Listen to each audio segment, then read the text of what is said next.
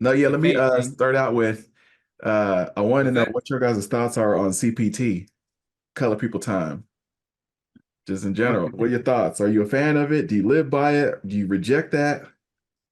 Absolutely. It's Absolutely one of what? those stereotypes that's I want to say it's not a negative stereotype in my mind.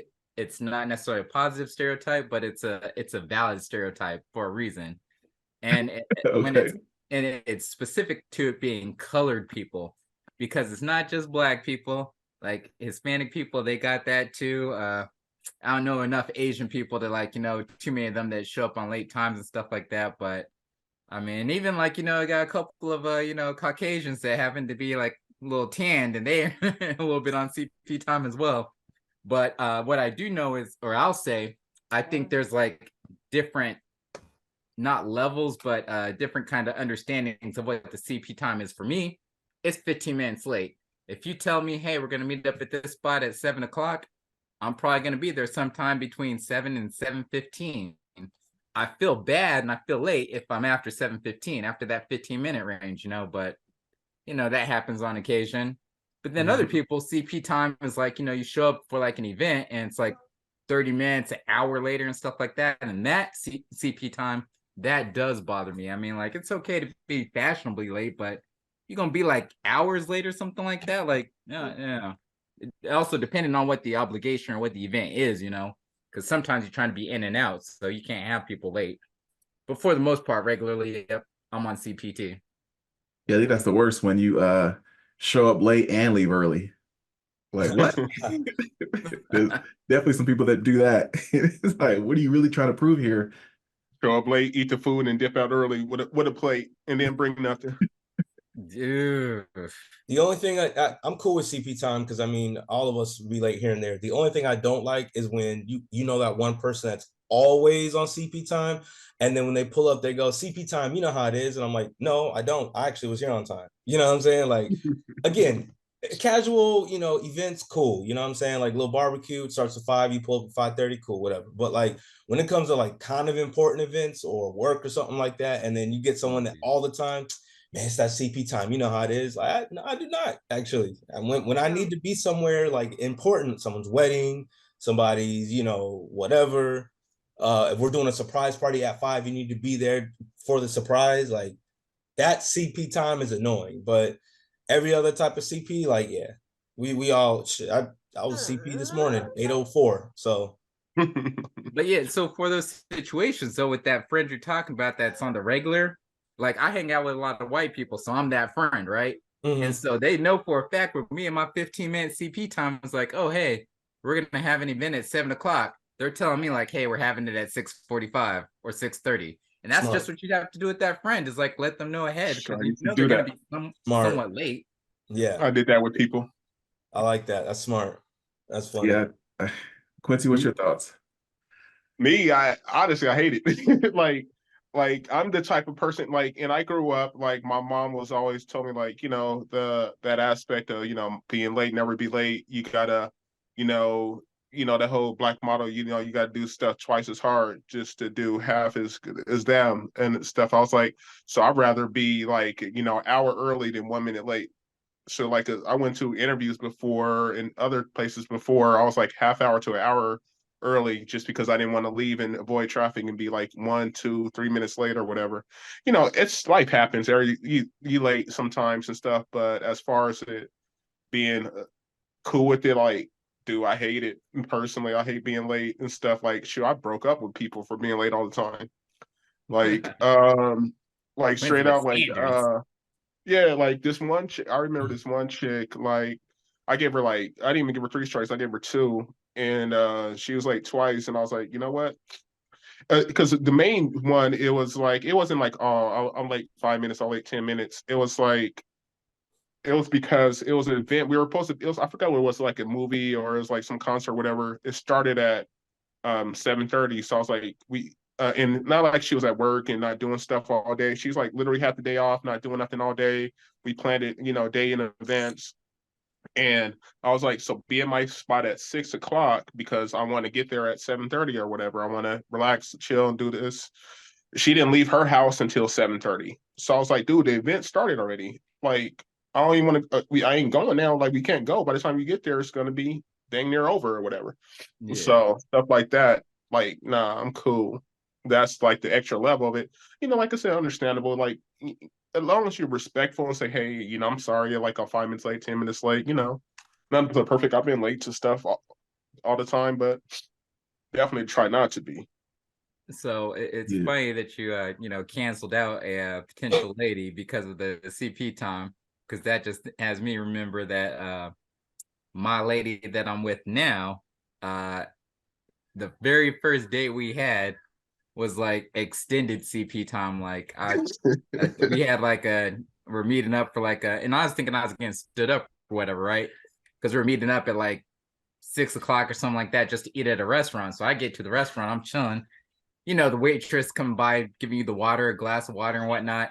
And she's coming by multiple times, like, hey, ready to order, ready to order. I'm telling her I'm meeting up with somebody.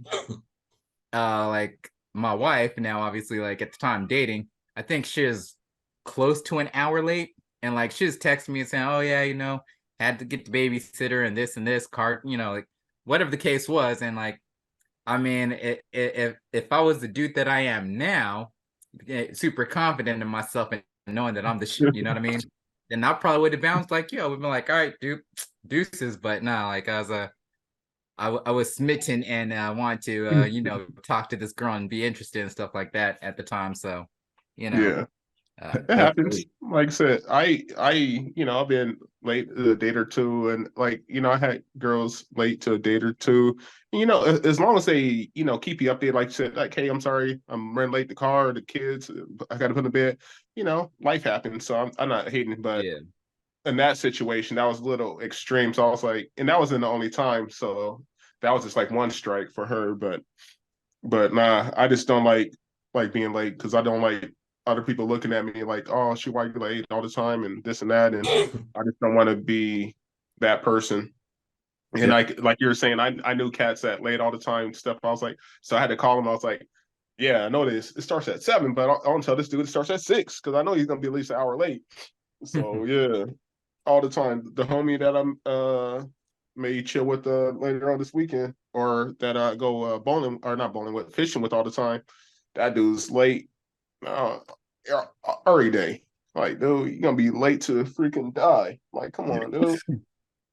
Yeah, I think to some people, time is really important, and to some people, it's not that big a deal. Just living life. And to me, like again, sometimes to me, especially if I'm dependent on people to be here at a certain time, we had an agreement or whatever, that it's frustrating. It can affect my mood where I just feel like, dang, like I could have been doing this or I could have been doing that. Like everything's about how much time I have to do certain things. You don't have all day to be waiting for someone or to just be playing on my phone or whatever. Like it's just so those are the times where you start to give grace and then that runs out. Like there's a certain acceptable period, like you said, 10, 15 minutes, okay, maybe. But it can get annoying when that is people's regular behavior. And Yeah, and it, obviously it also shows up when you talk about vacation. And it's like, say you go to vacation, you go to Vegas or you go to some trip and some people are there and they're like, all right, we got a schedule or we got an itinerary. And that might work for some people. Like, hey, we want to do this. We want to go to this show. We want to have dinner by this and this so that we can go to the casino later on, whatever. And so there's a plan. And if you start an hour later and then 2 hours later and then certain things don't happen and you feel like they disrespected the plan or you didn't want to go with it or yeah, whatever, it's like, all right, well, I should just done it solo because I would have had more satisfaction than trying to wait on yeah, everybody and trying to be more inclusive of everybody's timing. So yeah, those are the only frustrating things is like when it interferes with your day and then now you're not having fun or now you kind of like are soured by it. yeah. When it messes up your plans and stuff, when it messes up, like, hey, especially when you've been thinking about it for a good minute and trying to plan Yeah. it out, and that's like well, my situation. Like, hey, it's a concert. Like, it's not like, hey, we're late just to hang out or whatever. We missed the whole concert that I got Yeah. tickets for already because you decided to jack off real quick. See, I've gotten to the point in life today where I don't let that affect whatever situation we're supposed to be heading towards. You know what I mean? Like your concert theory, right? If I'm on a date and I give you a 10-15 minute grace period, and if it's still you're not, I'm in there. I'm going to the concert. And then you know what I'm saying? It's just little things like that, like to what Harold's point, saying that, you know, at some point you could start getting upset and it affects your day. I don't even allow that anymore. I don't even allow that space. Like the whole CPT thing, life does happen. So I don't try to like hold it against people anymore, especially if it's Right. going to affect me. I'm just going to move how I move. And if you don't pull up when we're supposed to pull up, then you just miss out completely. Whatever the case is, whether it get into a wedding, a movie, a concert, a date, whatever, I just don't even let that affect me in my energy anymore. You know what I'm saying? Like I used to feel like how Harold feels was like I'd be super annoyed if I had to wait on you all day. But then you wake up and you're like, I'm never allowing anybody to affect like how I move, operate my vibe ever again. You know what I'm saying? So in that Feel regard, you. if we got somewhere to be or something to do, and you're supposed to be, you know, poignant on that part, if you're not there at a certain time, I'm out, and you can discuss it, or we can explain it later. You know what I'm saying? That's kind of where I'm at these days with it. You know what's another wrinkle to that? And I think this is what Ryan was talking about is, some people that go, they're like, you know how it is, we late sometimes, but what's weird is when you're at the job and so there'll be another black person and they just happen to show up 10 minutes late to the Zoom call or 15 minutes late to the whatever it is, right? And they're like, oh, you know how it is. And it's like, now I have to make a decision. Am I going to be company man? Like, come on, man. Like, you're making us look bad. Or am I going to be like, well, Exactly. like sometimes we are like, am I going to be on his side? Am I going to be on their side? Like, and it just, you put me in a weird position. And now, Mhm. to be honest, like, you're going to be disrespectful even to getting money. Yeah. Like, Well, because see, that's and usually the I one think thing people are not late to is, okay, if I got a job to be, if I'm being a DJ host, if I'm being, a singer at a wedding, if I'm doing this and that, and I'm being called to do something, then you're gonna come through. You're gonna try to impress. You're gonna try to work and be, pass my rep along, the word of mouth of having that. But when you ruin even the business, that's when it's kind of annoying. Well, Fact. and Yeah. I think we're all on the same page in regards to that. At least when I got the impression talking about CP time, I'm often looking at it from my perspective as me and the activities that I do that I choose to do. In regards to like events where other people have schedules and times and such, I'm right there on board with you guys. Like, if I make a commitment to be at somebody's event or what have you, yeah, CP time is available. It is something that could apply because, as you mentioned, life happens. But no, my goal is to be there at this time, and we had this time scheduled. I'm gonna make sure to leave early enough to be there at that time, especially in the professional level and in the professional realm. Um, it's just a matter of respect in that sense. And so if you do have a friend that's like, always showing up late to events and everything, if it's, like, again, using the example of a concert, if it's a concert, we said we're going to meet up, the concert starts at this time, I'm right there, we're done. Like, all right, yeah, like, hey, I'm not trying to miss this show. I paid money for this, you paid money for it. Apparently, it's not worth your money. You can come whenever and like miss the opening act, but I do want to see that opening dude or whatever, so I'm going to go in, like that's just your choice and decision.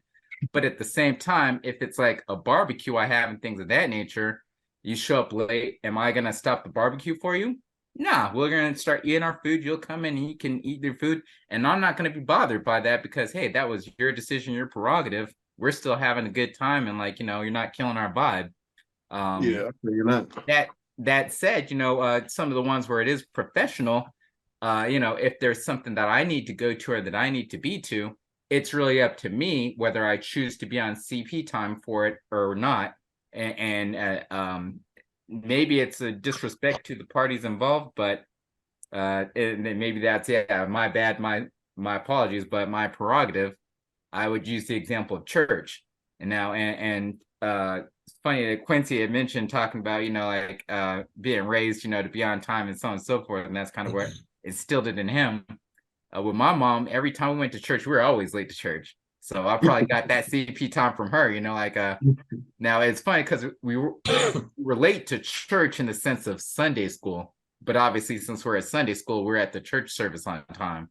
I don't go to Sunday school anymore. I go to church on occasion. And when I go to church, I'm usually a couple minutes late. You know, it is what it is. But I learned that in that sense. And so even though church has a set time frame, and it might be disrespectful to, you know, the parties run the service and so on and so forth, like it's an optional thing. I don't have to go to church to survive or to live or what have you, you know. And so if I show up late, again, Last my 4 hours prerogative, anyway. So you good. I'm not, you know, bothered by it or whatever.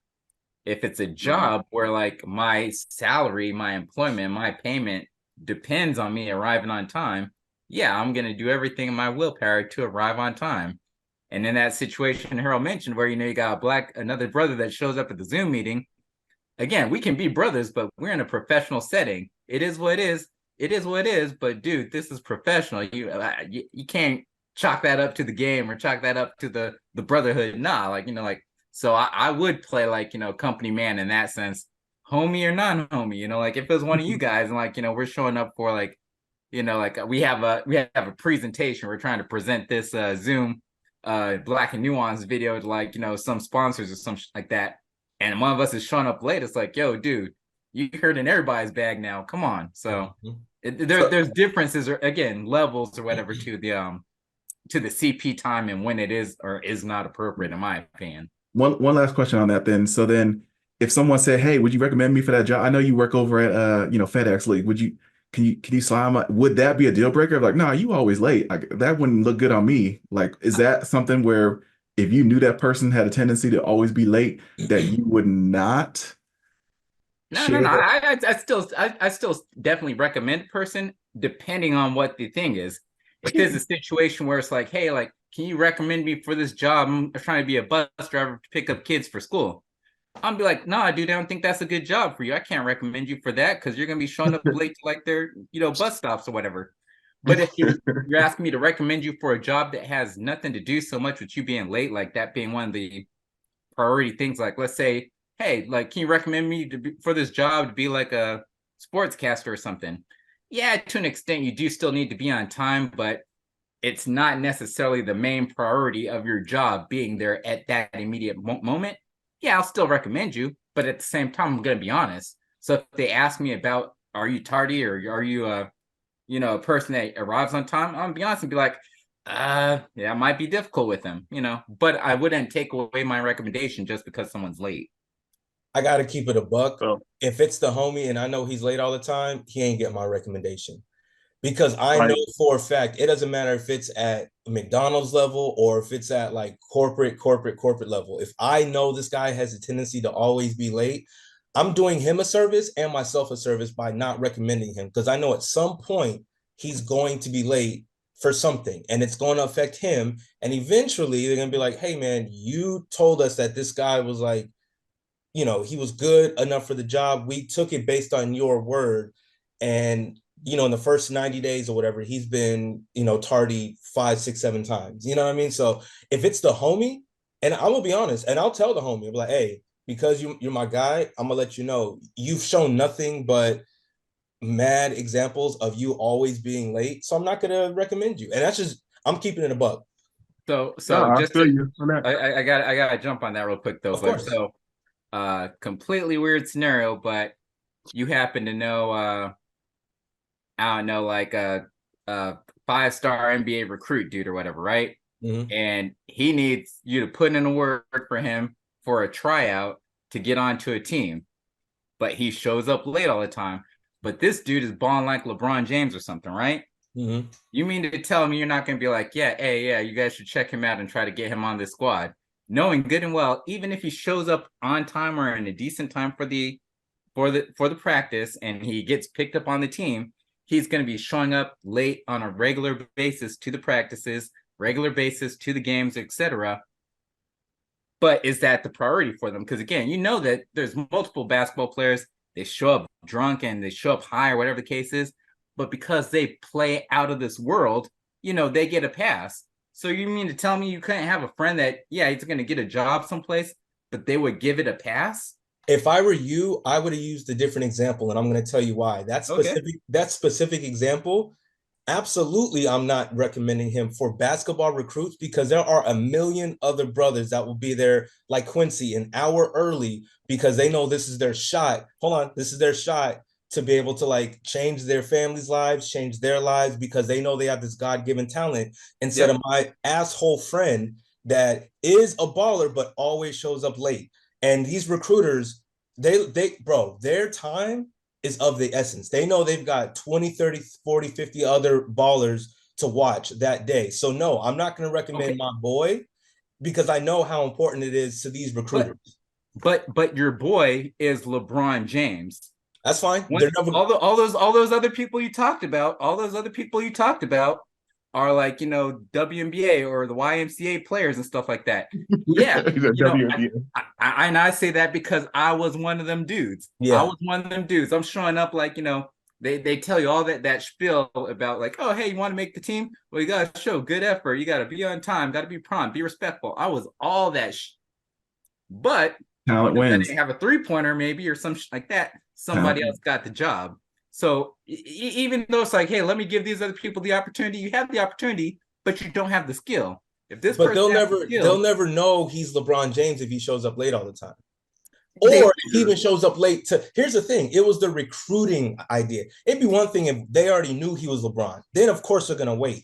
But these are recruiters that you are saying, hey, my guy can play. So if you recommend this guy, but he's always showing up late, some of them aren't even gonna wait around. If they're like, yo, 8 a.m., I need to see him shooting threes. And it's 8:20, and they're like, where's your boy at? And he's still not there, fam, they out of here because they are recruiters. Because again, someone else is like, yo, Harold's like, yo, I got the next LeBron James here. You know what I'm saying? So like, and I know they hear that every single day. My point is for this particular example, if I know my boy is LeBron James, but these recruiters are like, yo, time is money, where he at? I'm not going to recommend him. I'm just not. Yep.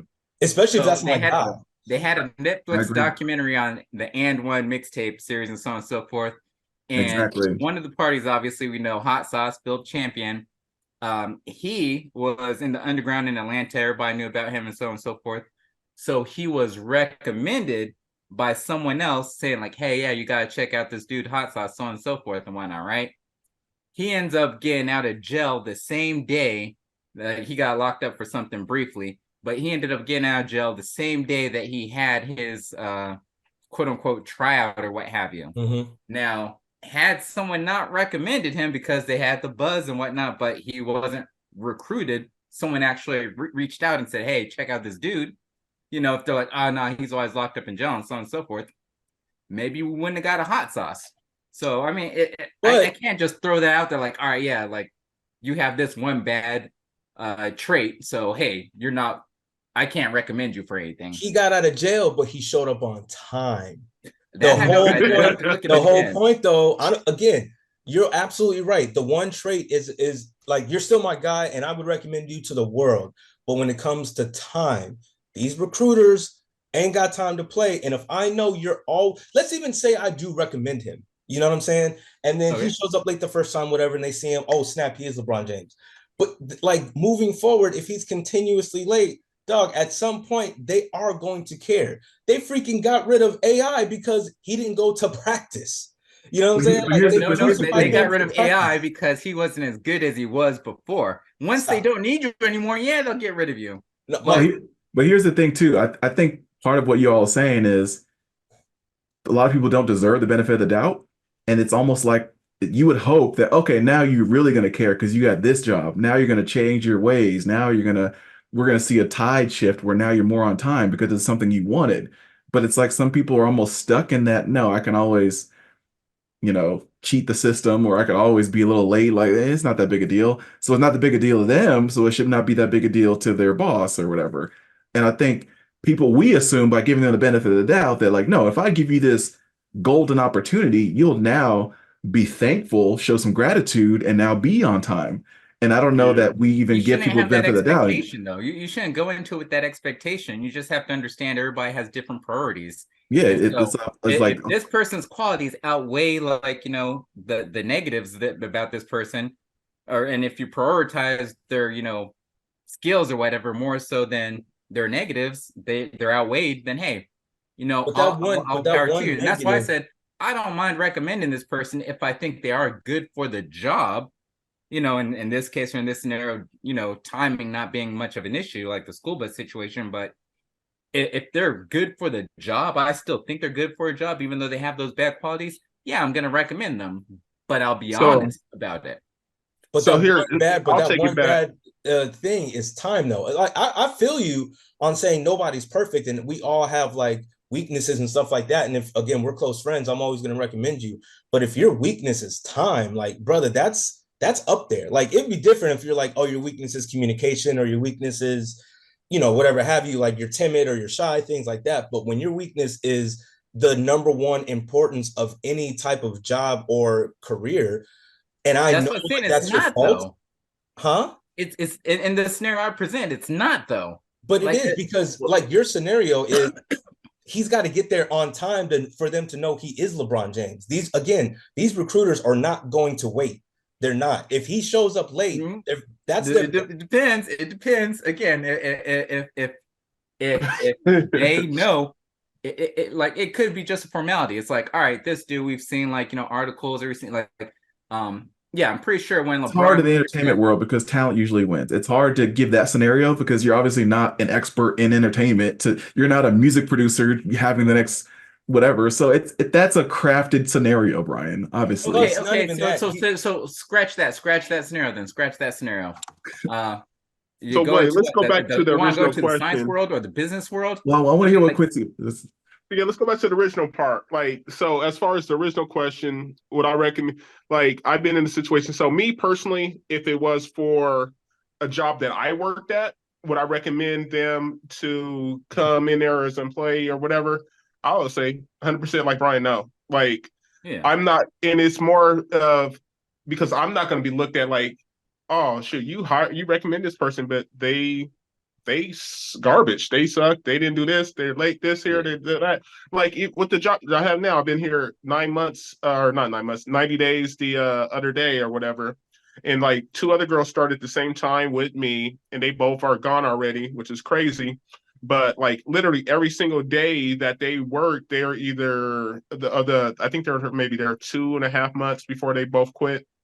They're either late every day or called out one day. I was like, dude, how do you call out and how do you late in your first 90 days, like multiple times? But I was like, I just don't get it, especially this generation. I guess they just don't give a raps. But like I had I don't know, you remember Lindsay, Harold, like back in the day when I worked at Best Buy, she's like, hey, can you recommend me? And I told her no. I was like, dude, I know you. I was like, I know you personality. I know you, what you do. I was like, I've been here for like, 3 years. They're not gonna look at me and say, Quincy, why'd you recommend this person? Like, hell, no, like you ain't disparaging my name, dude. Hell no. Nah. Like I put so much value on my professionalism and professional job in my career and stuff. I'm not going to let anybody tarnish that. If it was like, hey, I put you on my recommendation list, so somebody's gonna call you. If you the homie, yeah, I'll make life for you. I was like, yeah, they cool. I like them. Yeah, they're good, but not for a job Exactly. that I'm going to be looked at any kind of different way. Now, with your point on Brian, with the job or the basketball thing, I would, but I would be honest with the recruiter. I would let them decide. I'll be like, hey, dude's a dope player. His only downfall, dude is late. Like he's And late this, I'd be late honest that. with that as well. Yeah, like if they're asking me questions like what how's his skill and everything, yeah, like he's phenomenal. He's LeBron James. Like okay, does he have any bad habits or traits?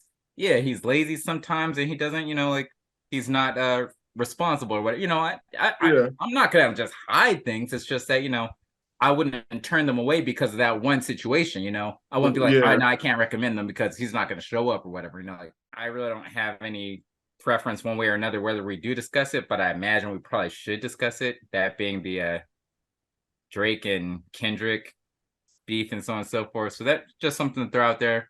Again, don't need to discuss it now. Don't need to discuss it at all. But it's in the news, so I figure everybody have opinions about it. Well, you let us know who won based on your background and your hat, so I salute it. Oh, and I agree with you. That's who I have winning too. So respect. I mean, we can I'm we can being dive in. We completely can dive honest. in. I know you chomping at the bit. Quincy, are you caught up? Yeah, I listen to like the only thing I would say on it, and I'll keep it simple. Uh, I respect Jay's Cole stance on it more than any others. Like I respect the fact that Absolutely. he did his apology, said, "Hey, this is not in my spirit. I'm cool. I'm done." Like I respect that more than both all their back and forths. That's my take on it.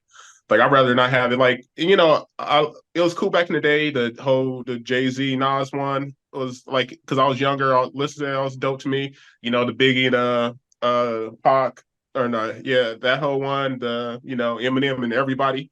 But but I like that because I don't know. I was younger and it was just more. I was that more of a vibe. Then as I grew up, or I was like, I just want quality music. I don't need you to say this about this person, that about this person, about this person's family. Just put out good art. That's my take on it. Yeah, and I'm right there with you in regards to J. Cole. If I look at it and analyze it from a deep perspective, I would say yeah, J. Cole's the winner because he's like, nah, this ain't for me. I'm just gonna bow out. And everybody's coming at him saying like, oh, like you're supposed to be all hard and everything. Like, look, you wussy, like all that. I have a hell of respect for him and what he did. But if we're talking about the actual parties involved, specifically the main parties involved with the rap beef or whatever, yeah, I'd have to say Kendrick won, but that's only because like he came out harder and like one after another, like he had a whole catalog built up, which maybe he did. Um, at the end of the day, though, like just listening to all the different diss tracks back and forth, as valid and as hard or aggressive or as personal as some of the things were that were said, I'm just thinking like I don't get it's not entertaining. Like these aren't the type of dudes that should be battle rapping or beefing with one another on diss tracks. It's like both of them. I want to say they're both corny, but like Drake is hella corny for a fact. So him even dissing, even when he has good disses like back to back, it's like all right, that was cool, but get back to singing and rapping and whatnot.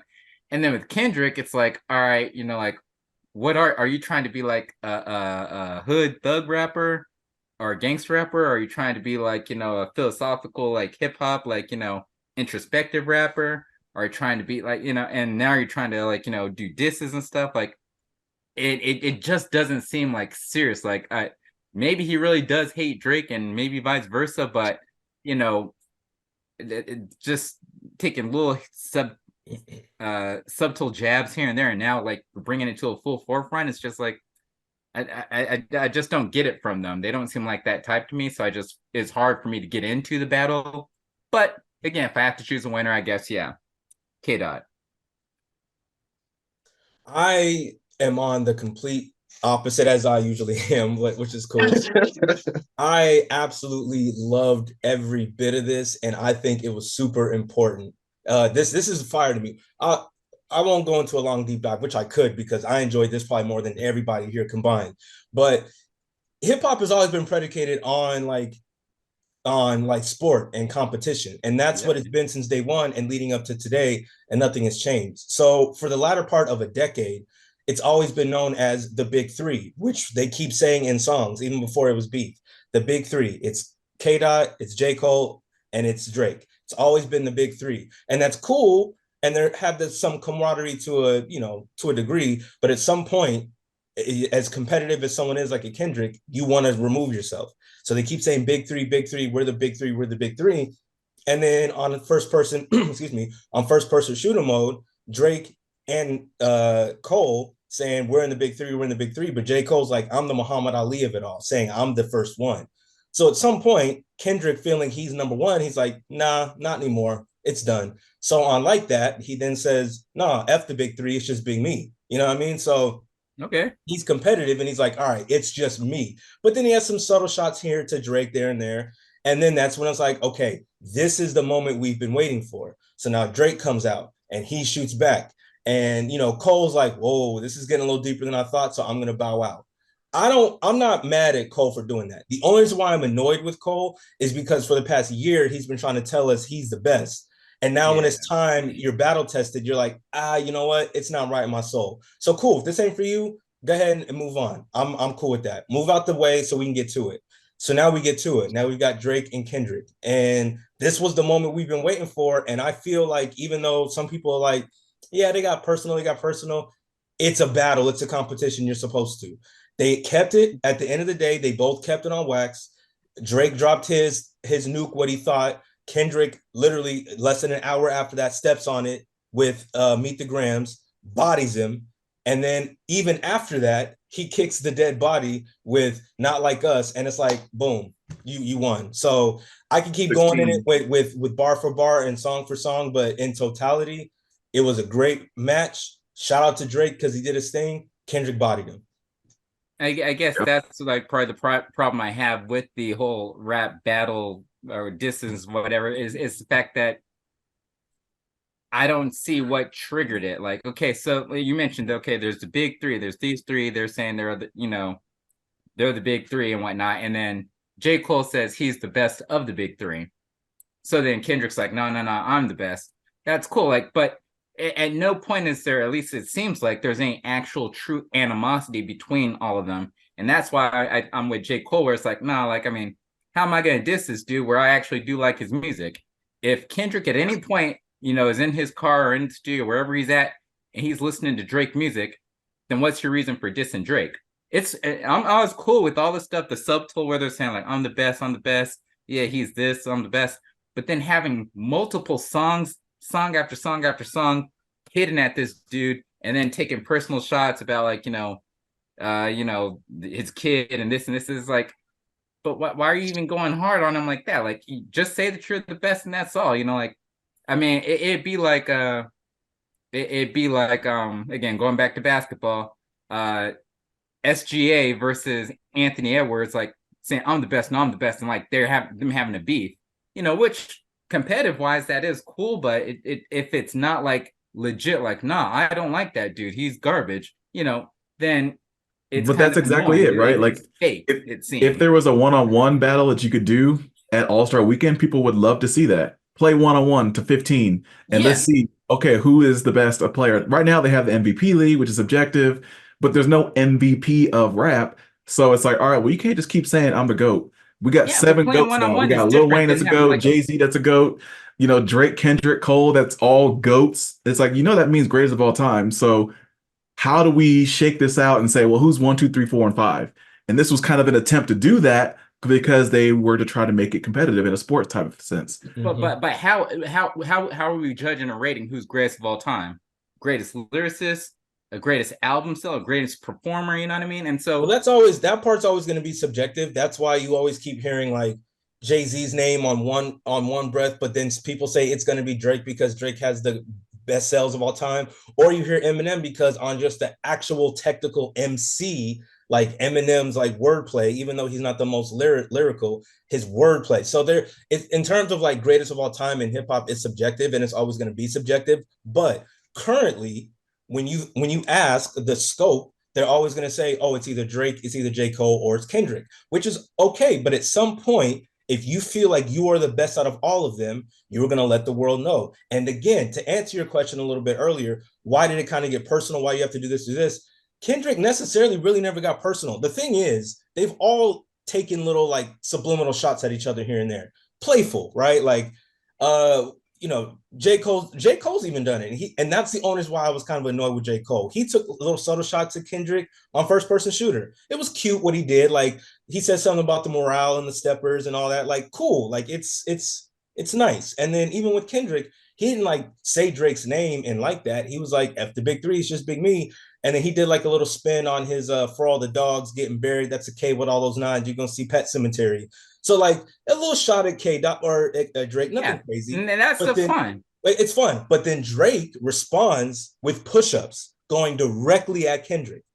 So at that point, Kendrick's like, okay, here we go. And even that on Euphoria, he's going at Drake, but he even said, he goes, this is a friendly fade. Like we can keep it, he's saying this. And he's saying, I like Kendrick with the melodies. I don't like Kendrick on that tough. So he's still like, I like you. I don't like you, but I like you. And then at the end of the song, he's like, I know you want to take it there, but that's not something you really want to do.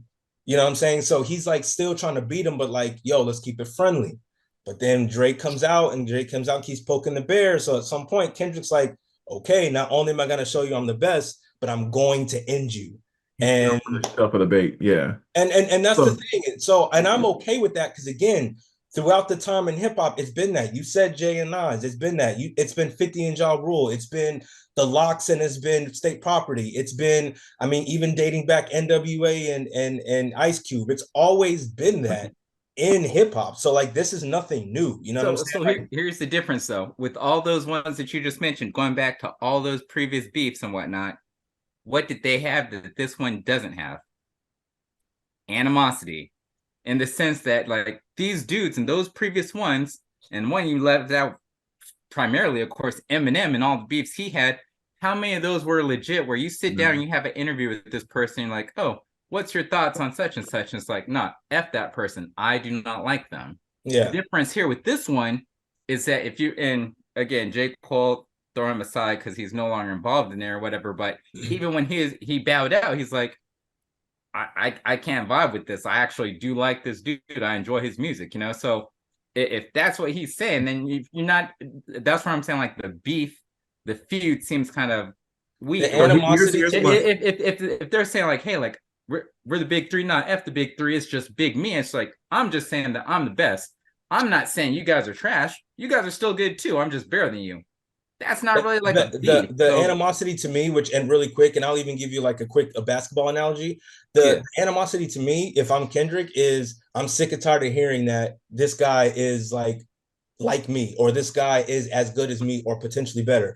Just like Kobe, rest in peace. Like Kobe, when he was playing, like everyone said, oh, he's an ass because like when he's on the court, all he's doing is talking noise. Like, you are not better than me. Like, and he'll admit, yeah, Tracy McGrady was hard to like to guard, and Tracy McGrady gave me like problems and stuff like that.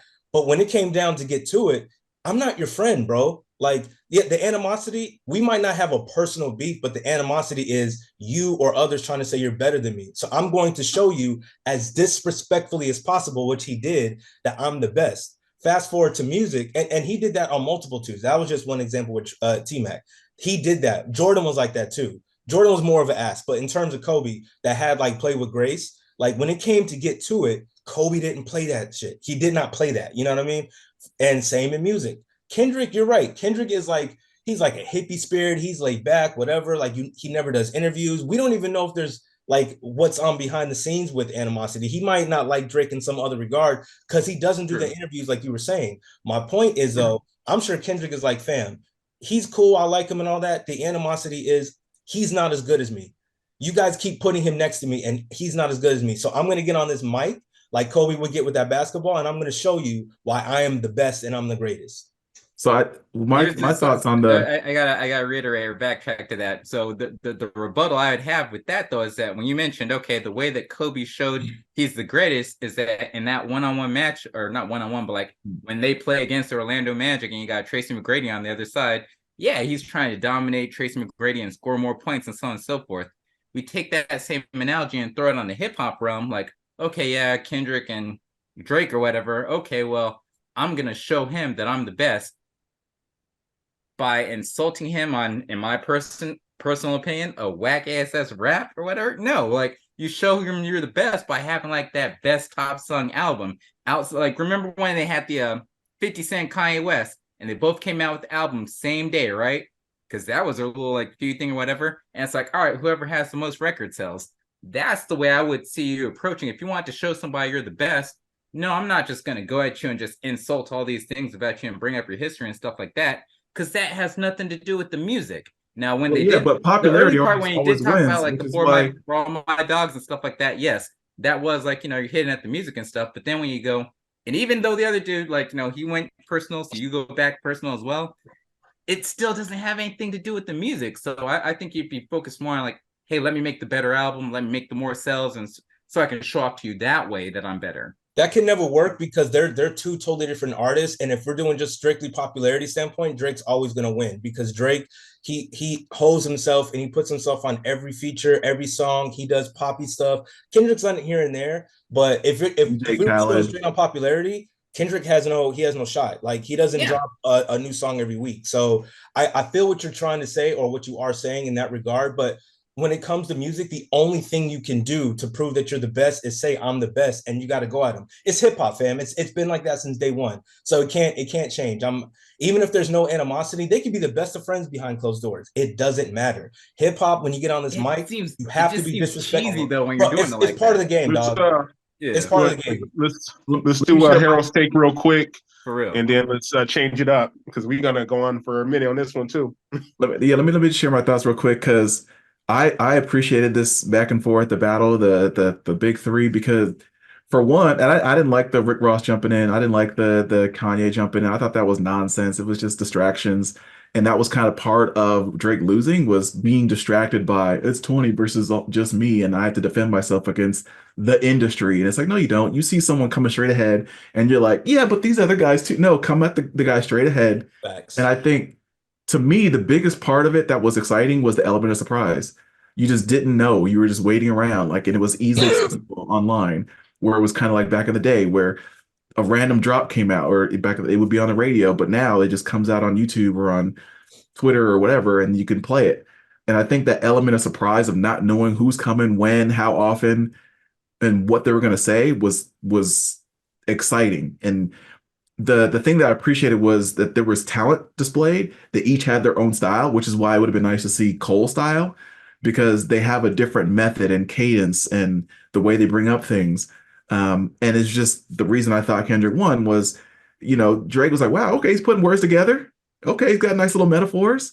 But the screw face when Kendrick was saying stuff, it was just no comparison. So it was just like, it's one thing to be saying things like, oh, he's saying things in a nice little flow and it's going, and that sounds like a bop. But there's another thing when I got now things that are quotables that are running in my head, and it just was no match to me.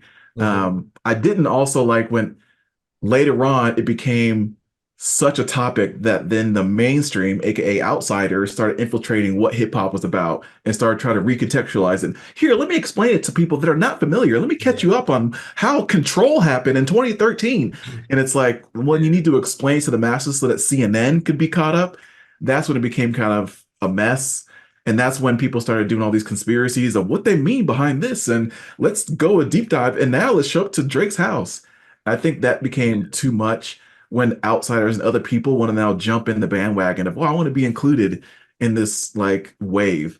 So that's how you get a Black good Twitter thing and then effect. it all of a sudden becomes trashed, in my opinion. Yeah, and unfortunately, at where we're at in the state of just the world with social media and everything, that's gonna happen. Like, even though we're not going to see a battle like this anytime soon, you know what I mean? Because we, again, the two heavyweights went against each other, and we got it. So now at this point, even now, like, Game tried to throw something at Ross. Nobody cares. Like, I listened to it. Nobody cares. I didn't Ross even care about himself, the Quavo and Chris Game Brown still one. makes music. yeah, that's the thing. We haven't heard nothing from Game in forever. And then him and Ross had a quick little back and forth. Don't even know what it was about. Game drops a song. Ross is over here laughing on Instagram. It's like that to me, and I love Ross. I don't even care about that. And you're right, the Quavo and Chris Brown thing, I will admit, Chris Brown joint was all right, but who cares? Chris, I want to hear you sing. I don't want to hear you like be a thug. I don't want to hear that. So you're right. I didn't care about that, but I really thoroughly enjoyed this beef. I'm appreciative of it. We got really good music out of it. I think it was quality music. I wasn't the biggest fan of Drake's push-ups that much. I think he did amazing on not Meet the Grams, Family Matters. I think that's his like he bodied that. He smoked And that. the Heart Part 6. And Hard Part 6 was amazing. Unfortunately, like Too late. it was too late and he sounded like he was giving up, but he bodied Hard Part 6. I absolutely love Family Matters. Like I run that back all the time, especially when he starts sliding on that middle beat, bro. That was some of the best rapping I've heard from Drake in years. It was amazing. But yeah, once Kendrick put out Meet the Grams, that Alchemist beat, bro, those like really, really dark, eerie, like piano chords, and then they're not like us. Like he's now you got a West Coast song to dance to all summer. I kudos to both of them. It was fire. I enjoyed it. Yep. Cool. What's your other subject matter, Harold? I got a couple one. This will be a total shift, but it's cool. So give me a couple times where you guys avoided being a statistic. Because we always talk about as Black people, like, oh, I'm not a statistic. Even you know, us being, you know, the Black and nuanced, it's like we're not the typical what you would think of as, you know, representing Black culture or whatever. So how many different ways have you kind of avoided being a statistic? And Just like you know, what that looks what I like. said earlier about like being early for stuff, like just to avoid being like, hey, like, yeah, you always late. You're just another like Black person always late. And so like I said, just showing up extra early for stuff just because I didn't want to be labeled as that. That's definitely one of them for sure. And probably like, I don't know, like even when we were talking about we're raising the little ones and stuff, raising kids and stuff, like shoot, I'm there for, you know, my son anytime, even though, you know, by blood he's not mine. Like I could have dipped out, like, you know, when I broke up with the ex like 4 years ago, you know, I could have dipped out and not been a part of his life, but shoot, I'm still a part of his life. You know, he still got a dad. Not biological, but he doesn't know any difference. He knows he's been calling me dad since he was 1 years old, and he's gonna continue.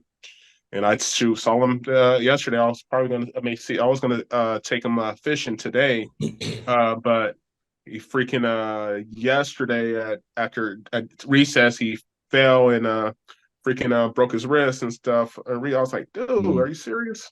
So he's about to get a cast this week, and so that canceled those plans. But yeah, it's those two for sure. Just making sure, like, hey, and never going outside with a freaking do rag, something like that. I go with the hat or the beanie all the time, but you ain't gonna catch me out there doing or you know sagging or anything, especially freaking grown ass man. You know, when I was a kid, probably I did that. You know, very briefly, but those a couple for sure. I got a few. I got a couple serious and like more funny, but I'll just do like one of each. So kind of to piggyback on what Quincy said, obviously making sure that as a father, you're always showing up, always and furthermore, always showing up presentable. You know what I mean? So even if I'm going to just drop the kids off in this early in the morning, I make sure like I look presentable. Or if it's to like, you know, anytime you're with them, presentable at all times. You know what I'm saying? Like, even if you don't want to be, I don't feel like putting on a decent shirt, or I just want to wear slides or whatever. I always want to make sure if it's something to do with the kids and their father has to be present, I'm always shaved up, you know, smell good, always like just presented well. You know what I'm saying? You always want to present your best self when you're your kid's representation. So for me, that's the number one in terms of that. And then on the flip side, and this is keeping it in a buck, I never order fried chicken in public. I just don't. You can go to a restaurant and you can tell me you have the illest fried chicken. I'm not ordering it. It's stupid. I get it. I know. So you get the salad at Wingstop? Is that what you're talking about? I mean, that's different. That's different. Those are wings. Everyone's there for wings. But if I'm at a sit-down restaurant and they're like world famous fried chicken, as much as I want it, my mouth might be watering. I'm like, let me have your grilled chicken, please. Because the last thing I want is that like I got that big old breastises in my hand and I'm about to do this, and I look over and I see white people going, I knew it. I knew it. That's in my head. That plays in my head all the time. So I don't order fried chicken when I go to a restaurant. Well, it's funny. I didn't even think about it, but I don't think I ever have either. Like, except for like, you know, you go to a place that's like Popeyes or freaking Jollibee or whatever, you know, obviously that's what you're going to order. But like, you know, a normal sit down restaurant, like, I don't think I ever ordered it. Like, unless what's worse, chicken or watermelon? I never ordered a watermelon at a restaurant. See, now that's kind of crazy. If you go to, I don't even know if people go to a restaurant and say, I'll have the watermelon, please. Like, it's usually included in the fruit medley. So for if you wildly by yourself say, I will have a full cut watermelon, I might look at you crazy. I'm gonna be honest. I think like, even at picnics, I think part of it too is when you eat watermelon at a picnic. Like, dude, somebody put a watermelon. I was like, nah, I'm not gonna be that dude. The only Black dude here eating watermelon at a picnic. I'm cool. I'm sorry. I walk away. I'll go get the corn on the cob. Well, and sometimes when you eat, you know, you're eating, you're enjoying it. Other times you're sitting there closing your eyes, savoring. And I think that's like, you don't want to be having a piece of watermelon in your hand, sitting there savoring, just thinking about life. That's when you get captured. When you open your eyes, you're like, whoa, whoa, whoa. Yeah, because usually when you bite into it, you're like, fam, this one is juicy as hell. So you're taking a moment like, oh, that watermelon's hitting different. And again, like I said, white people in the corner like, so it is true. Like, Yeah. no, Y'all got the sweet one too. Y'all must have did that double tap. Y'all know y'all got the Mhm. good one. I think similar to what you were talking about, though, I think uh even when you'll go to a breakfast restaurant and you say you order eggs, you order whatever, and then they're like, "Did you need hot sauce?" Yeah. I It's guess little yes. little I little do need subtleties like that. I need hot sauce. All Little right. subtleties, it's whatever. Yes, I would like the hot sauce, absolutely. But I mean, that's become so universal at that point, it's fine. I have been to, it's funny you say brunch before, where we've been there and you know the waitress is recommending stuff and sir, we have a really good chicken and waffles. Like that happened to me before. And I'm just like, all right, I don't even I'm not here for that. I actually wanted the chilaquiles, but okay. You know what I'm saying? So yeah. You twisted my Yeah, arm. funny. Exactly, yeah. Yeah, Brian, that's what about funny. you?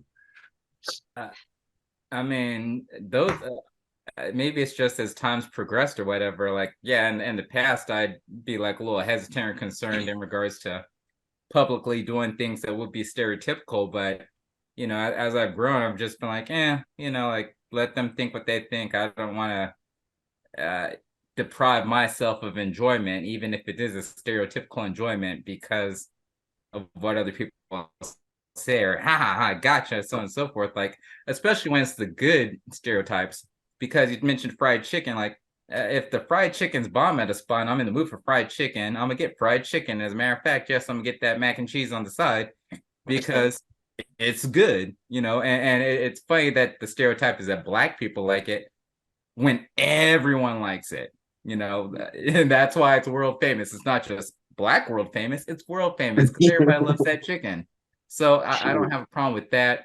On Instagram, I have like a little like not a channel, but a little thing I do where I do tasty stereotypes where if there is something watermelon related, I have to try it because it's watermelon and that's a stereotype, but it's tasty. And sometimes it's tasty, sometimes it's not. And I'll give my judgment, like, oh, they have like watermelon soda, I'll get that. They have watermelon candy, I'll get that. They had like an alcoholic beverage that has watermelon, like a watermelon margarita, I'll get that. And I try it, I take a photo, and so I guess maybe it's playing into the stereotype a little bit, but that's again because it's one of those not necessarily a positive stereotype, but also not a negative stereotype. Those are the ones where I am more like trying to shy away and whatnot. So and it's not even negative, but when you're remember like back in the day when we go to the mall, when the mall was a place that's popping, right? And everybody would always turn their music up loud as they're going like right by the entrance way or whatever, especially at Metro Center Mall. And it's like, all right, yeah, like I that's viewed as ghetto, so I don't want to be like that stereotypical ghetto black guy, so I turn my music down or whatever. Um, Outside of that, like you guys again being a good father, but I don't even look at that in the sense of the intent to be that way so that I defeat the stereotype. I just look at that like, hey, like my kids are cool. Like, let me hang out with my kids and be cool and everything. I do recognize that, yes, it is something that, people do acknowledge once they do see a black man, like, oh, look at him. He's a good father and stuff like that. Like, no, I'm just a father. I'm doing my job. Like, that's what I'm Mhm. supposed to do. So why, like, Yeah, so that exactly. kind of like takes like a negative condescends somewhat, just the fact that the expectation is for you not to be a good father, but neither here Exactly. nor Sad to there. say. The only other thing I could say is that, and it's not one thing, it's just more so in general, which has become a point to where I do it without even knowing it. And that's quote unquote acting white, specifically around white people. So I code switch like a mug, so I'm talking more proper and hello and so on and so forth when I'm talking to people. Whenever I'm around a lot of white people, at least the white people that are not like my friends that like know me, you know what I mean? But like different white people, just much more friendly and courteous, or like I'm setting them at ease because I don't want them to be offended by me as a black person, which is bad on my part. I really should just be like, I don't give a what they think about me, but I have that self-consciousness about it or whatever. And so anything that I think like, okay, well, as a black dude, normally I do X, Y, and Z, but I'm around this white person, so oh, let me like let me not bring up, a discussion about race, or let me not be opposed to them playing country music loud and all that. I do those type of things because, I try to be more like or associate with them, to which it's like, oh, like, dang, I didn't even know he was black until I saw him in person type deal, because, they have their expectations or stereotypes of what a black person is. So mainly, yeah, me just acting white. I agree with a lot of that. I think some of the things I would add to what you guys are saying is some of the stereotypes and statistics about literally health. It's the reason why, what vegetarian, vegan, and all that stuff is, the heart disease, the obesity, the like, everybody got high blood pressure, everybody on some kind of medication by 40. And it's like, I'm not trying to have that. I'm not trying to be in that realm of like, oh yeah, how black people are. They got to have their chicken and waffles and syrup and butter coated biscuits. And it's like, all right, well, I mean, I'm sure that's great, but you can't live on that 24/7. And people eventually stop drinking Kool-Aid. You gonna say that you 40 still drinking Kool-Aid? Just you got gold fronts? Like, But so it's delicious. I Just don't never want drink to it all the have time. the gold tooth that you got to take out and stuff. Those are all the like trying not to be a statistic, trying to be a stereotype, the hood type stuff. But I think part of it beyond just trying to be hood, obviously I never smoked, never drank. That's a little different. That's not necessarily a statistic. That's just kind of a personal choice. But I think one of the things they try to paint us as is the hip hop generation and all of what that means. So that means you dress in baggy clothes. That means you listen to only one style of music and only have a certain purview. And I think listening to jazz, listening to R&B, listening to different things that, some rock, some EDM, some other stuff. Also having a different take on things where you're not just Tupac or Biggie. It's like, okay, well, how about Lupe Fiasco? How about Fonte from Lil Brother? How about there's different facets of even what hip hop means? And just trying to expand that to people so that they can understand is kind of, I guess, what I've taken on. But there's a lot of ways in which I don't want to be considered a statistic. And I think Quincy stated a couple of them too. Like I try not to be late, try not to be, painted that, which is one of the reasons why I kind of brought it up was um, there's always ways you could be prepared so that even if, oh, they had a closure on the freeway, it's like, okay, we'll check the maps ahead of time and know that I need to be able to leave earlier to avoid that closure on the freeway, And again, circling back, if someone is going to mention my name, that it actually carries some weight, that they get a smile when they say, oh yeah, Harold, whatever. Or like, again, because I'm Harold the Fourth, that there's multiple Heralds that have carried on some tradition of greatness that I don't want to just be like, oh, and he's the one that messed it up. Or, oh, you're not Harold like your dad Harold that I could trust and depend on. You're Harold like the one that is living in the 2000s and messed things up, whatever. Or anything in So that scenario. So if my name carries weight and someone says like, hey, I know you referee, you got it. Like, can you get me in? It's like, I don't know you. Like, that's a probably a no. Like, I want it to matter. I want it to be impactful. And so so do you consider yourself, or do you think that you hold a lot of stock in other people's opinions, and people looking at you as a stereotype and such, or like, do you focus on that a lot, would you say? I think subconsciously it comes to my mind. I don't get certain clothes. I'm not a kit collector anymore because there's all the things that you're expected to be. We're expected to be flashy, but nothing more than skin deep. And it's like, no, I'd rather read a book than just be like, oh yeah, and I watched Housewives or whatever nonsense, and I can keep up on the latest gossip. But like, there's more to life than that to me. Well, there's Um, that's different. I'd say that, and that's perfectly fine. I'm saying more so in regards to, do you find yourself shying away from certain things that you would enjoy, but it's like, no, I don't want to do that because I don't want to see. I don't like how the impression is going to be given to other people that, hey, I spend all my time watching basketball or something. Like, do you shy away from things because of that? I think some to a certain extent, yes. Only to say that, like, going back to again obesity and food and all that stuff, I'm sure there's things that taste delicious that just aren't supposed to be consumed every single day. You got to say no to McDonald's, even though it tastes bomb every single day. So you just when you Yeah. know better, you just can't subject yourself to that. So yeah, I'm sure that the housewives are amazing. I'm sure that that trash junk food is great TV, but I'm not going to find out. Yeah. And to piggyback on that, and that's another thing that I would say I stopped doing and I didn't subject my kids to is like the fast food culture, that all that stuff. Like I haven't been to McDonald's, Jack in the Box, Wendy's, and none of those places in like a good 15 years or whatever. So I stopped eating that stuff. So the whole time when the kids and everything lived with me and the ex and all that stuff, they never once went to any of those places either. My son didn't go to Wendy's or anything he went for the first time is when me and my ex broke up because she didn't want to cook, so it's easy to go to a quick little fast food spot. When they lived with me for the 6+ years, like I would cook 6 times a day. You know, I would go to work, go to the store, and I would prepare all the stuff for the week. So I knew every day, like, hey, I'm gonna make this Monday, I'll make this Tuesday, I'll make this Wednesday. Sometimes, I switch it up, whatever. But I would make a good quality meal, and it's not gonna be always deep fried. Sometimes, yeah, you may fry stuff here and there. You may do stuff like there.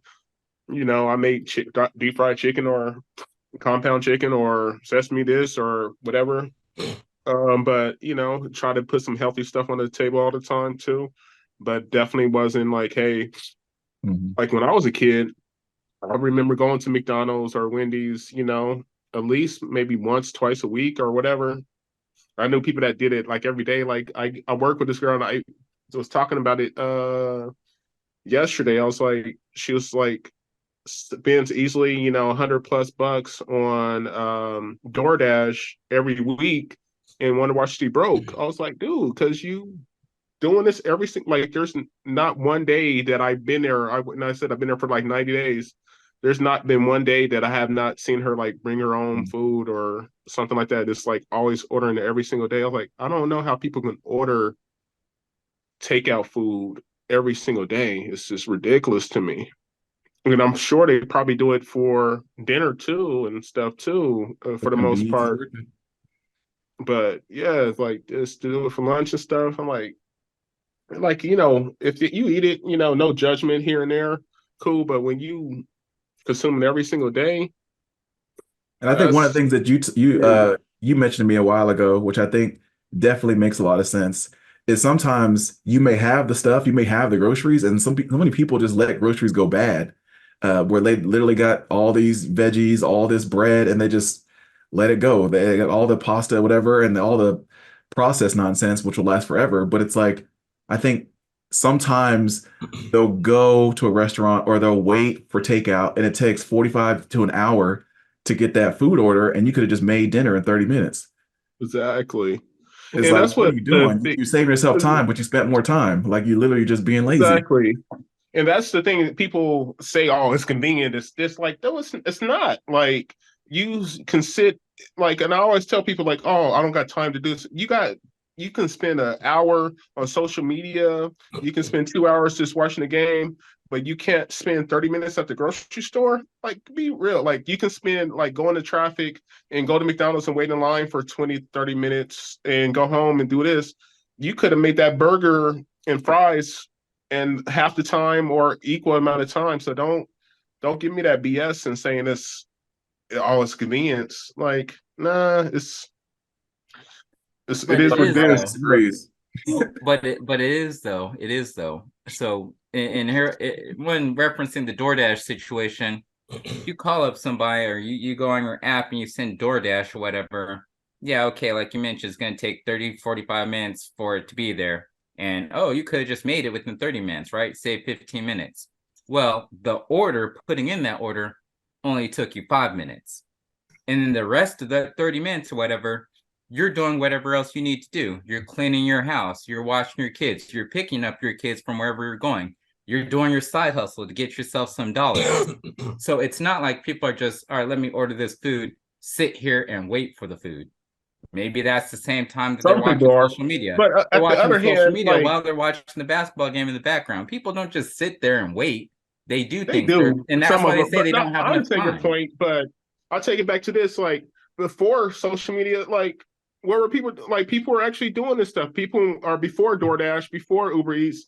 People were actually going to places and doing stuff. So it's not like, hey, we are in a magical world where we don't have time to do stuff anymore, where we have to divide our time this way. And we had, there was kids before this, there was picking up at cheerleading practice, volleyball practice.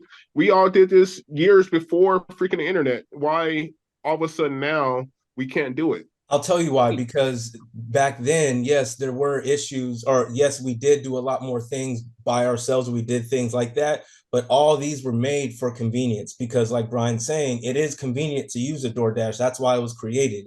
There is a convenience to use Uber Eats or Uber in general. That's why it was created. We're not necessarily saying like it's the right way to go, but it is convenient. So because of that convenience, that's why all of that was created.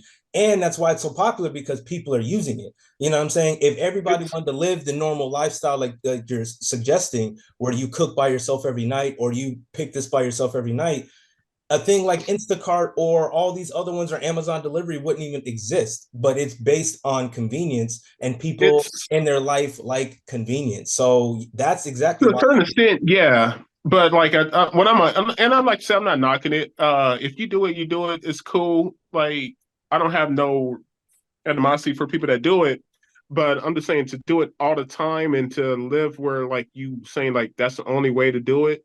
And shoot, you look up convenience in the dictionary. The next word next to is laziness. No, I'm playing. But but like I say, like everything's it's convenient food, the convenient market. We live in a culture, and it's always been that way where we want to be convenient. And I'm not knocking it; it's fine, it's cool. But to say that's the only way to do it, and I don't have time. That's the my biggest thing when people say I don't have time to do it. I don't have time to cook. I don't have time to do this. Like you have time, you just don't know. You just don't have your priorities right, in my opinion. They might genuinely look.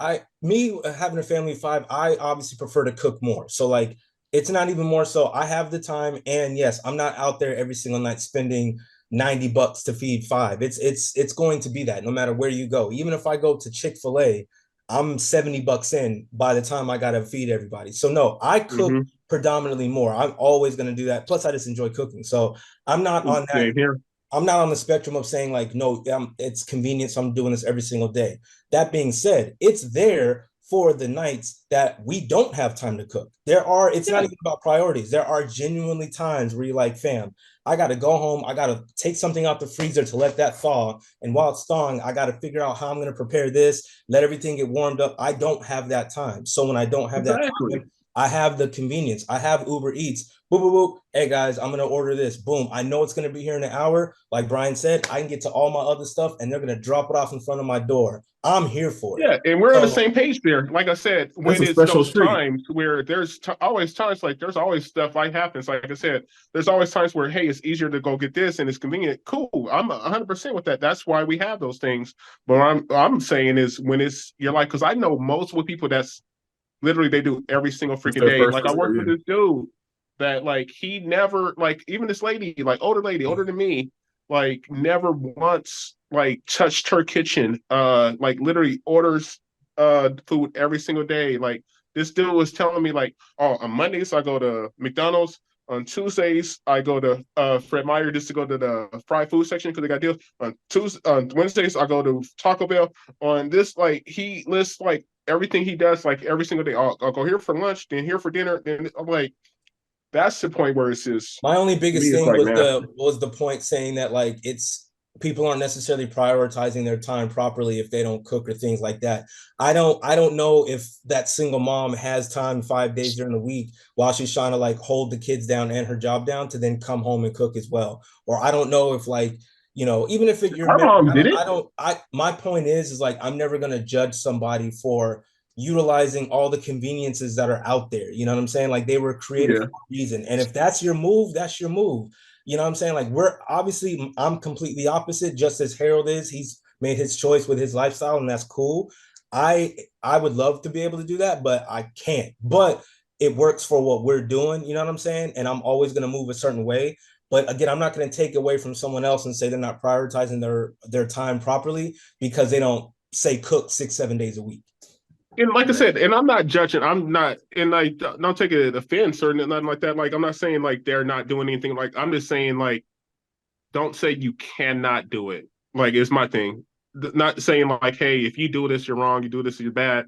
Don't. But I'm saying it's like, don't tell me you don't have the ability to do what, because you have the ability to do whatever the heck you want to do. Well, why Period. can't they though? That's my only rebuttal, because it's, even though you're saying you're not judging them, you're still telling them, don't tell me I can't do it. Well, they're telling you they can't, and there's a reason. So, like, I'm that's cool, and I feel you on that. I understand your point, I really do. But if someone tells me I don't have the time, I'm gonna take stock in it. Like, unless like Sure. I know for a fact he's like, or he or she doesn't have a job and they're lazy, that's different.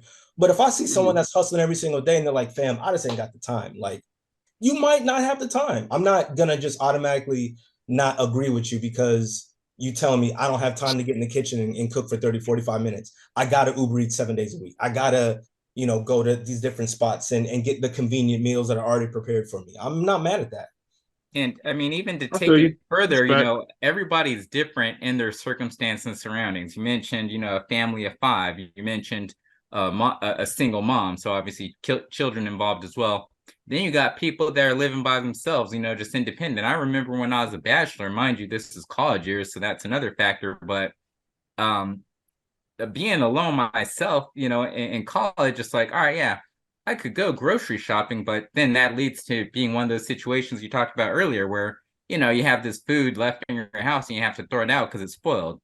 You make yourself, there's not so many situations where they have like spots where you're able to buy ingredients and foods for one person for, unless you're doing like meal prepping for like, the next 5 days in the event that you want to have like the same food every day, back to back to back to back to back. So in those situations, like, yeah, like it's not going to be most ideal for that individual person to make food or cook food every single day, knowing good and well you're going to have leftovers as a result. So that's one scenario. Other scenario, again, going back to the single mom, even if she has the time to go ahead and cook for her kids and stuff like that, is she going to be able to afford it? You know how prices are with respect to groceries nowadays, right? Like it's ridiculous. And so some people that will do that situation where it's like every other day they're going out to fast food, I can understand it because it's like, hey, it might be cheaper for them than them trying to buy all the ingredients to put it together into this meal.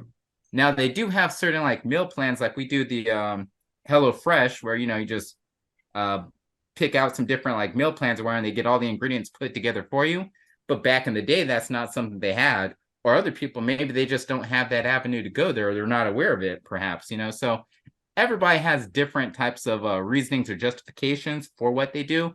And so I'm right on board with Don in regards to, hey, if you tell me you don't have the time, you tell me you don't have the money for it, you tell me whatever the case is, whatever your excuse is as to why you're not doing something that I fall in line with or that I think is more ideal, I'm cool with it as long as what you're telling me is the truth. Mm-hmm. If you're saying I don't got the time and then you're like go and sit down and like just play PlayStation like for the next like 5 hours and do nothing else productive or useful or whatever, then yeah, you do have the time, person. You just need to like realign your priorities. But I resent the fact that different. gaming is not productive. Gotta Hey, put that I'm on not saying record. it isn't. I mean, like you could be live streaming that on Twitch or whatever and making hella money. So that would be It doesn't need to productive. make money either. It could be your self-care. It could be your place where True. you don't True. end up slapping I feel someone, you. shooting someone up. It's your I sense got of Valid. achievement. It's there's a lot of things that are helpful about game. We'll talk about that another day too. Yeah. you. Yeah. What One we get out of more it. Flip one side question: you more talked about things that people don't or that we shy away from stereotype wise. What are some things you're unapologetic about that are stereotypical, at least for Black people? Oh, good question. having a big Go ahead. Having a big what? no, I was just messing around. I was just gonna have A big shoe? Ah, just being goofy, like, goofy. I ain't gonna say all that. But I mean, like just default, of course, like like hip hop, rap music being like like your favorite genre, my favorite genre, for example, basketball being my favorite sport. Like those things. Like, yeah, I'm not gonna, if I go someplace and I go to a sports bar and it's like, hey, do you want to watch? You want me to turn the game on? Like, yeah, I'm not gonna be like, oh no, I want to watch basketball. Like, I'm more into golf. Like, no, like, go ahead and turn on the basketball, even if I don't have like the hat on or whatever. Like. I'm not gonna, I don't feel bad about that, even though it is stereotypical and it's like, oh, like you're black, you probably play basketball and stuff like that. Okay, cool, great acknowledgement, but I don't shy away from those things. Basketball and hip hop, those would be my two, Yeah, stereotypes I can. embrace. I think I'm with you on that. For me too, obviously everyone knows like I'm a shoe head. I know like that kind of ties into it. I'm always gonna be me. I'm gonna be Nike from head to toe, always. So I probably that one for sure, definitely unapologetic. And then just kind of just being just proud of who I am overall. Like I will always, I'm first and foremost always a Black American. I'll always let everybody know if that's like Black history. I don't mind wearing Black history tees or just in general, not even just wearing the tee, but like I don't shy away from being proud of who I am and my heritage. So I think that I'm unapologetic about as well.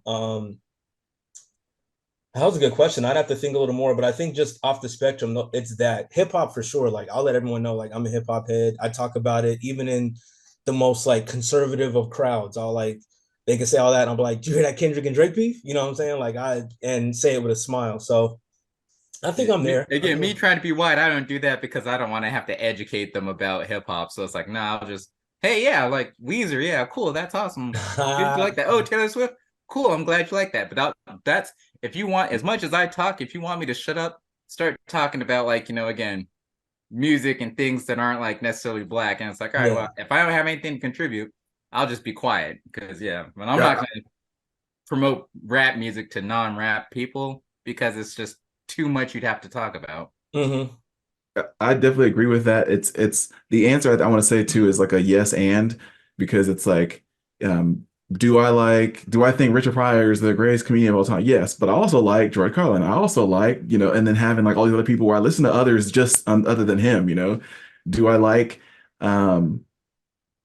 do I like Training Day and Denzel and all that stuff? Yes, but I also like, Face Off and Terminator and Really? but So but so that response that doesn't feel like you're unapologetic about you then because you know what I'm saying like you're almost trying to find an scapegoat to make them feel comfortable about you being like proud of that. Like if Denzel if Training Day is your movie, let that be your movie. I shouldn't have to make others around me feel more comfortable or included because I'm saying that's my movie. You know what I'm saying? I that response kind of threw me off. Or even like with music, you know what I'm saying? Like, no, if we're going based on what he said, unapologetically love this, that's what I like. Like, I don't feel like I have to include you. Now, I also enjoy what you enjoy. If you bring that up, I can discuss, yeah, Face Off, yeah, I love that movie. John Travolta was fire and blah, blah, blah. But I'm not gonna automatically have yeah, like this. And no, unapologetically, like you said, Richard Pryor, Dave Chappelle, or Chris Rock, Martin. No, this is my lane. Oh, you don't like any white comics? Yeah, George Carlin's fire. You know, I like Jerry Seinfeld and his show, of course, but no, what I grew up and what I love and who I am is this. This is what I gravitate towards. This is what I embody, embrace. I'm always gonna like enjoy that, and I'm never gonna say, well, on the flip, no, it's me. You know what I'm saying? And so, just in regards to that. I The think yes without I the think that's end. I think that's a great point. And I guess I haven't really thought about that, taking that to heart, other than as I've gotten older, I've just matured to the point where I haven't been as rigid, trying to be more flexible and adaptable to different situations. So as new information, as new things come in, like, okay, let me find out, let me discover, let me see. And so I guess unapologetic is kind of like a hard word for me. Yeah.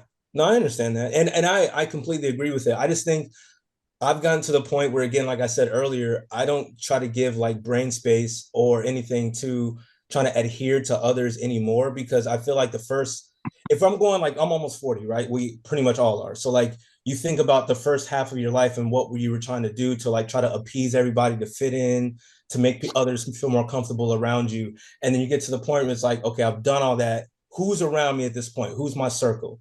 When you've tried to do everything to make everyone like appease them and whatever, my circle who I am now, they know me for me, whether they're black, whether they're white, whether whatever. So like now at this point, 40 and above, no matter what room I move into, I'm going to be me unapologetically, like you said, not to the point where I'm like, I'm brazen or brash or anything like that, because I'm far from it. But again, if you ask my opinion on something, I'm going to give that to you unequivocally, and I'm not going to feel sad about it, or I'm not going to feel weird about it. And if that makes you feel weird about my choice in music or entertainment, sorry. You know what I'm saying? But I'm also going at the same time, I know enough to where I can rock with you. Like you said, if they mention George Carlin, I can name you, this. Or if we're on music tip, like he said, Taylor Swift, I can have the conversation enough to where like I'm not a Swiftie, but I know some of her music. You know what I mean? I can adapt to that. So I think that's the space I'm in now. I'm still me, but you broaden your horizons, but not because you're trying to appease someone else. And that's and why I said, for me, like, again, it's basketball and hip hop, because those two, I can, say those and have no qualms or concern about other people's feelings and whatever. But in every other area, like I mentioned before, like, I try to be white. I'm trying to, accommodate people or, make them comfortable in every other facet. So that's why I just picked out those two items, stereotypically at least. So what I was gonna say, and I probably feel is almost basically the same as Don was saying. Like, I think at this point I'm just unapologetically me. Like, it's nothing like, hey, it's unapologetically because I'm black or this. Like, it's just me. Like, I'm who I am, and I'm gonna be like, yeah, I love my hip hop, I love my R&B, like my '90s R&B, but who doesn't? Like, dude, there's white people, black people, Mexican, everybody that loves that. Like, so it's like nothing that I trade or nothing that I see that, hey, it's a quote unquote stereotype that I have to say that like I feel non sorry for, like, hey, I'm good with. It's just like I don't even think about it. I just know who I am, and I just am who I am. If you love it, you like it, or kick rocks. It is what it is. So I think I'm that I just think saying, that's also I'm important. gonna be who I am. I think that's also important in the dating game too, right? Like trying to be what you think people want versus just like, no, like this is me, and if you like me.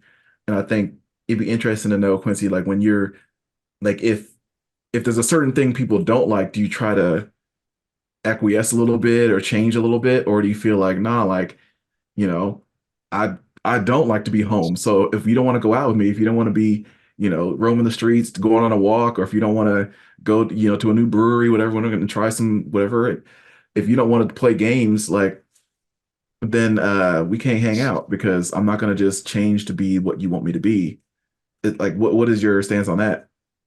Um, to a certain extent, not yes and no. Like, I don't necessarily change what I want to do or what I have. Like, I may just like be more accommodating in this in like she's in there right now. So we're about to go get breakfast in a little bit. But like, the only thing I would say I changed, like, as far as that, me is like, eating freaking breakfast. Like, I never eat breakfast. The only time I really eat breakfast is with her. But like, as far as like for me, like making changes is like and try to fit or somebody that doesn't like what I like, nah, not really. Like, so I'm a little more of a picky eater. So, and it's not bad thing as far as that, because like all I do now is like, I make food to her palate, but I'm not making food that I don't like. I'm just changing it up. So it's nothing like, hey, I'm changing me or anything else. I may like, take the onions out of this dish because she doesn't like onions. But who Accommodation. is that a big deal? Is that deal breakers? Nah, hell no. I'm happy, and I can always like, add it to my side of dish or whatever. I made little chicken tenders and salad last night for dinner. Like, I may have put a little extra little chili powder or whatever on my side or whatever. So it's like, hey, So like yeah, so little accommodations and whatnot, but not like, hey, I'm gonna change up my whole game. We're like, yeah, no, I'm not. yeah. I'm gonna stop smoking cigars because you don't like Yeah, because cigarettes. if So you no, like, like me, you like me. If you don't, yeah, dude, that at this makes sense. point, like, I'm Absolutely. not a 16-year-old kid where like, hey, I'm smitten over this chicken, like I'm gonna be fake and like have to pretend like I'm somebody else. Like, nah, I'm a 41-year-old man. Like, either you gonna rock with me or I'll On to the next one. rock with somebody else. Hmm. But everything is gravy now, so I'm happy we're good. Like I said, we're about to go grab a little birthday, or not birthday, little Mother's Day, little present and stuff. Nice. Go out. All right. To wrap up, what's everybody got for the weekend for this Mother's Day? Then what's popping?